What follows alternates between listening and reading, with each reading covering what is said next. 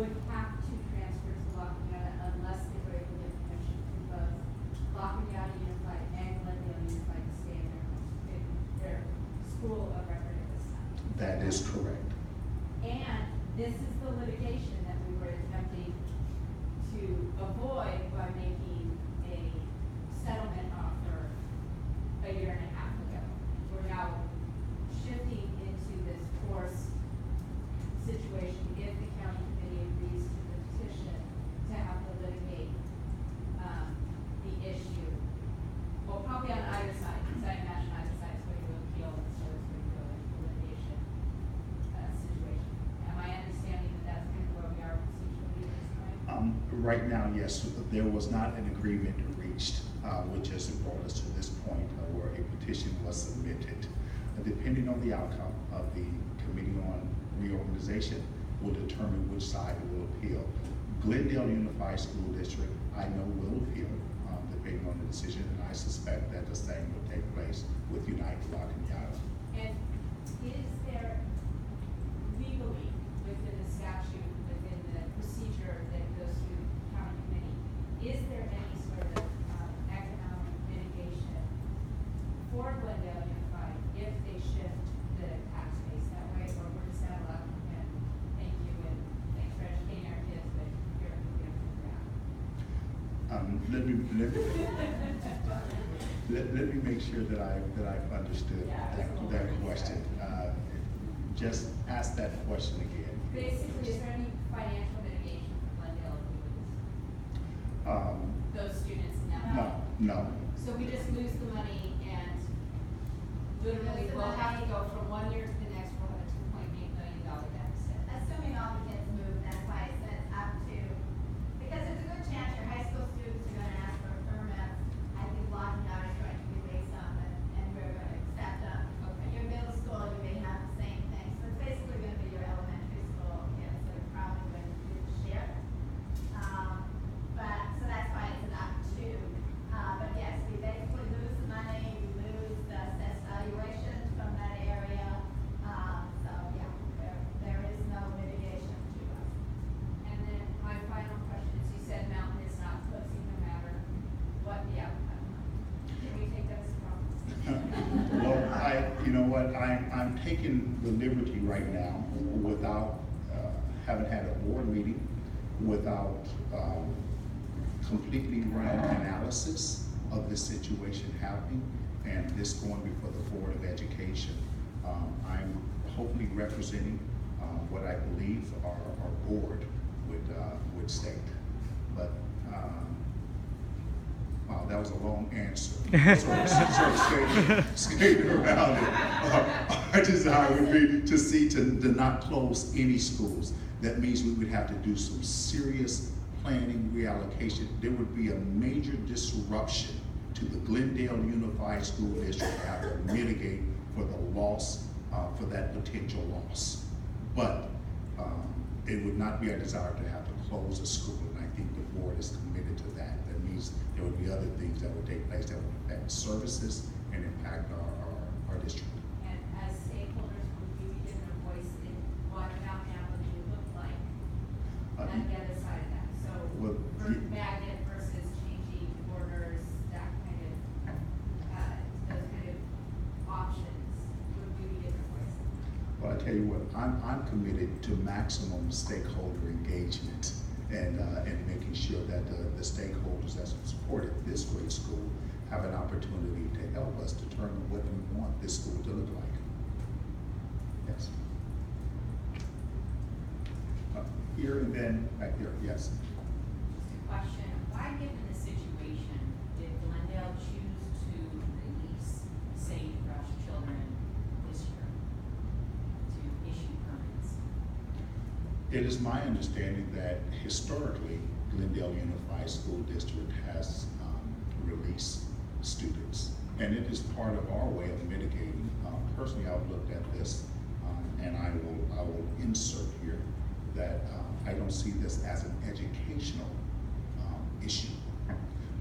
If there was an issue of failing schools, then I might understand this, but I just demonstrated and showed you through hard evidence of a school here that is quite successful, that has program that is good program, that feeds into a solid middle school, and that feeds into a well sought after high school.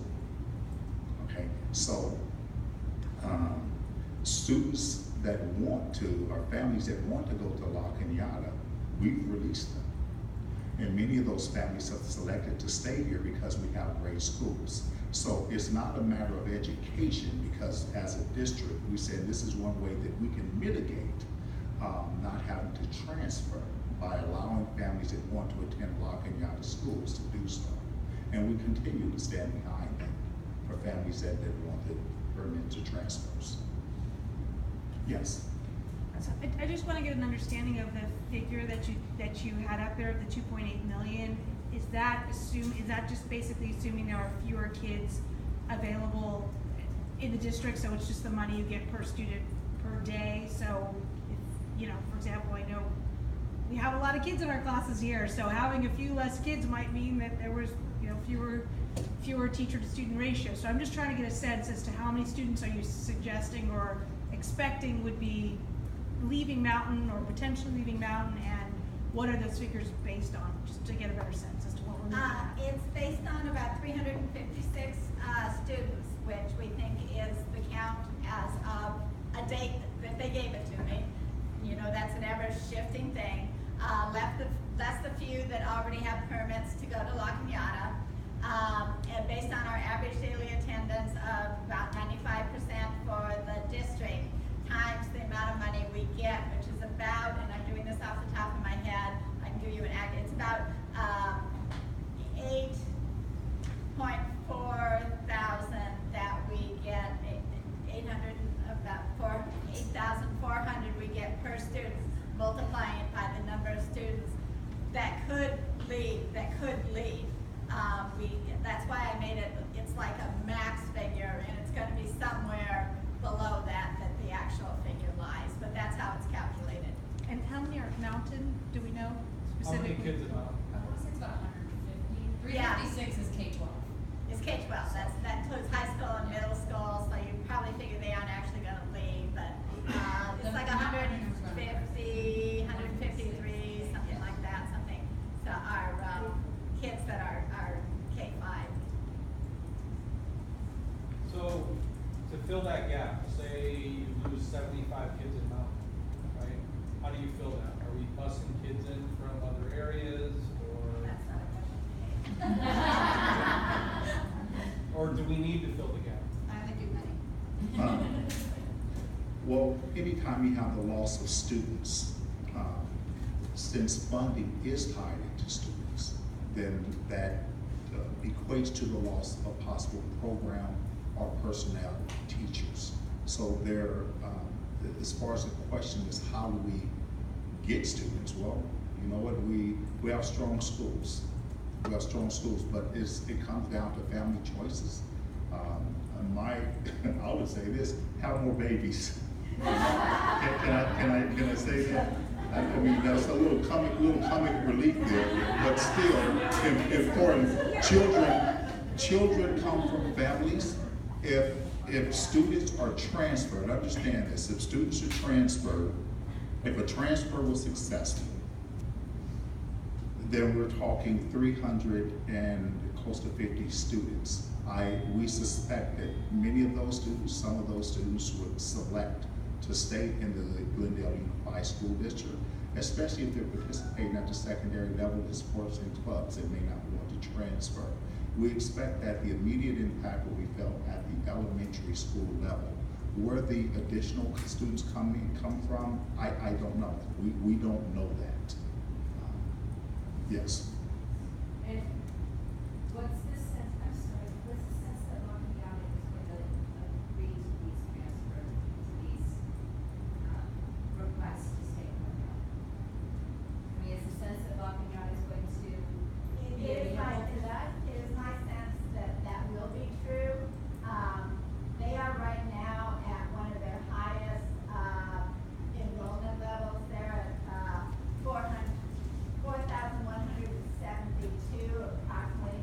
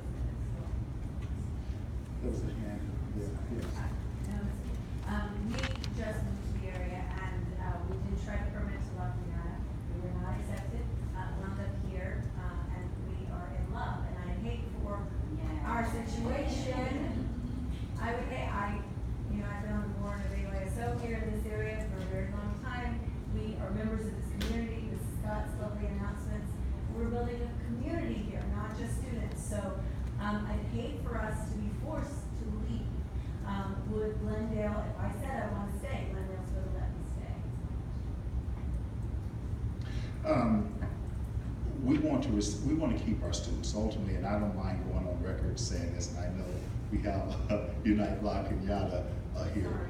This is my school district. I love every pieces of it. I do not want to see it torn apart. I believe that we serve our students and we serve our families well, and we're committed to continue to do that.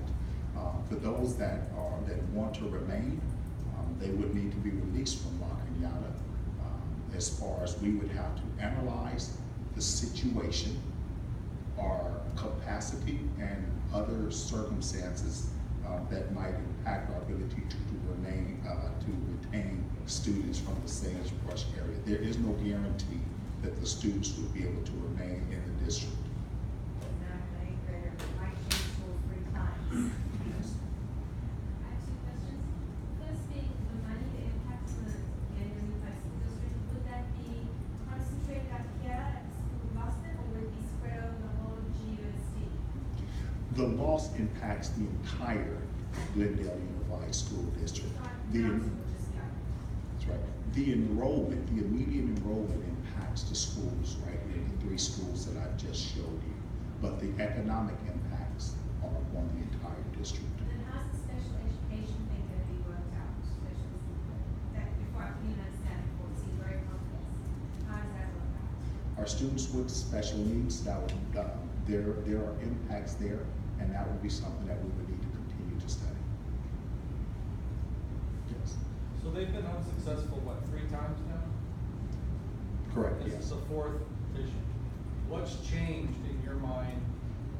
Where are the politics at that they could potentially be successful here? Wow. If somebody has the answer to that, let Well, I me mean, know. And I'm not being facetious. If they're at their highest enrollment or close to their highest enrollment, who's looking to gain there, right? Yeah. Okay. I'm not certain of La Cañada Unified School District's capacity to receive 350 students if they went there right now. I'm not sure about their capacity. If they actually have the space and the ability to actually receive those students. I'm not sure of any other politics involved with this. What I do know in my assessment of this, my professional assessment, I haven't seen an educational reason for the transfer. I've gone on record for stating that I have not been able to identify an educational reason for the transfer. Just looking at schools, just looking at our schools. And I have nothing against locking out of schools, they are great schools, but they're great schools here. I haven't seen a different anything to run from here in the Glendale Unified School District. So again, I haven't seen an academic or an educational reason for a transfer. Yes, sir. So if I'm understanding correctly, I've got a son that's in 8th grade, he's going to Rosemont, and he said that if this goes through, then potentially if he didn't go and petition La Cañada, go to that high school and decided he wanted to stay the course at La Cañada High School, if this passed in favor of La Cañada, then he would go to La Cañada and be forced to switch over to La Cañada at the 18, 19 year. Yes. That's what happens. Yes.